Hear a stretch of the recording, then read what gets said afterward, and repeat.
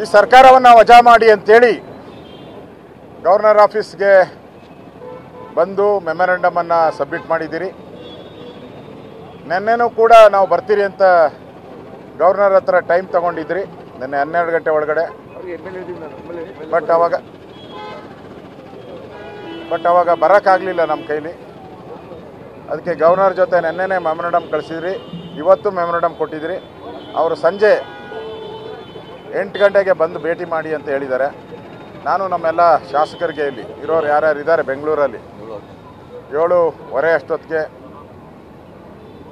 ಮತ್ತೆ ಗವರ್ನರನ್ನು ಭೇಟಿ ಮಾಡಿದ್ದೀನಿ. ನಾನು ಗವರ್ನರ್ ಜೊತೆ ಫೋನಲ್ಲೂ ಕೂಡ ಮಾತಾಡಿದ್ದೀನಿ. ಈಗ ನಮ್ಮದು ಒಂದೇ ಒಂದು, ಈ ದೇಶ ಉಳಿಬೇಕು, ಭಾರತ ಮಾತೆ ಗೌರವದಿಂದ ಇರಬೇಕು.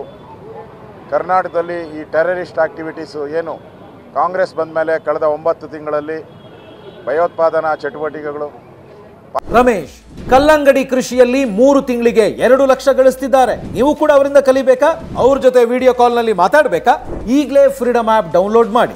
ಪಾಕಿಸ್ತಾನದ ಧ್ವಜ ಇಡೀ ಕರ್ನಾಟಕದ ಮೂಲೆ ಮೂಲೆಗಳಲ್ಲೂ ಹಾರಾಡೋಕ್ಕೆ ಶುರು ಮಾಡಿದೆ.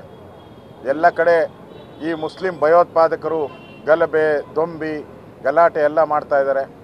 ಈ ಕಾಂಗ್ರೆಸ್ ಸರ್ಕಾರ ಓಟ್ಗೋಸ್ಕರ ಅವ್ರ ಮೇಲೆ ಯಾವುದೇ ಆ್ಯಕ್ಷನ್ ಮಾಡಲ್ಲ.